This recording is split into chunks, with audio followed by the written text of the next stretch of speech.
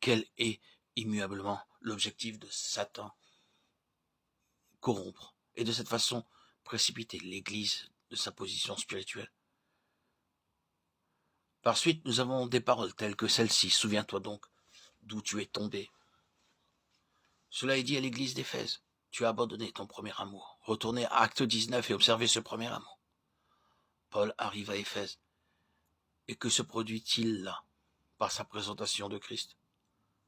Pourquoi beaucoup d'entre eux apportèrent leur précieux, voire inestimable, livre d'art magique, et en firent un grand feu? Et l'évaluation qui en est faite représente une somme immense, et tout cela partit en flammes. Dans une ville comme Éphèse, où Démétrius est si motivé par les profits des affaires, où le capitalisme est un facteur si important, où l'argent représente beaucoup, une immense fortune est aussi sacrifiée de cette manière. Pourquoi? Parce qu'ils se tournèrent vers le Seigneur de tout leur cœur. Le témoignage de Jésus est accepté et établi. Quelle chose! Vous vous souvenez de l'entretien de Paul avec les anciens d'Éphèse? Quelle merveilleuse révélation, quelle relation dans les choses spirituelles. À juste raison, il lui fut accordé par la permission du Saint-Esprit d'écrire cette lettre circulaire qui avait Éphèse pour base et qui devait parcourir toutes les églises en Asie. Une lettre de dévoilement céleste. Quelle révélation, quelle position.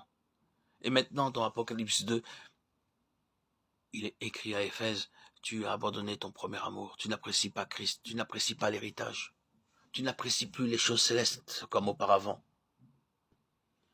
Souviens-toi donc d'où tu es tombé. Ici, nous trouvons un effondrement spirituel, l'œuvre de Satan, ayant précipité Éphèse de sa position céleste. Ainsi, le vainqueur est la personne ou la compagnie qui tient bon en faveur de la pleine révélation de Dieu. Et la pleine révélation de Dieu est un peuple céleste en qui il peut y avoir une manifestation grandissante et finalement pleine et parfaite de la gloire morale de Dieu dans cet univers.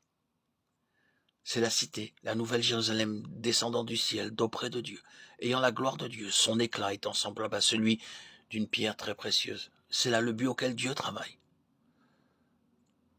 Donc, bien-aimés, souvenez-vous que l'autorité de ce monde et de cet univers a son centre dans les lieux célestes. N'oublions pas cela. En cet âge, les autorités de ce monde de ténèbres se trouvent dans les lieux célestes. Dans ces lieux célestes, à présent, les principautés et les puissances, les autorités de ce monde de ténèbres agissent, et elles font leur œuvre complètement. Oh oui, il n'y a jamais eu de temps comme celui-ci. L'œuvre méchante de Satan se manifeste parmi les nations. Leur dégradation morale apparaît avec toujours plus d'évidence. L'autorité est là, dans les lieux célestes, aussi loin que ce monde en dehors de Christ est concerné.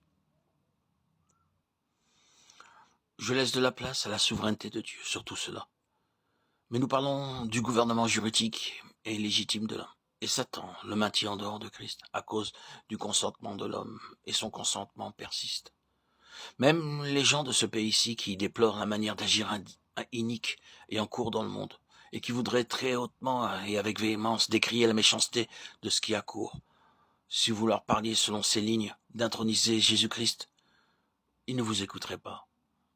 Donnez à Dieu sa place. Ce sont des paroles pieuses. Ils agiront à l'égard de cela d'une autre manière. Satan a une telle emprise que même ceux qui déplorent l'iniquité n'accordent aucune place à Dieu et à sa justice.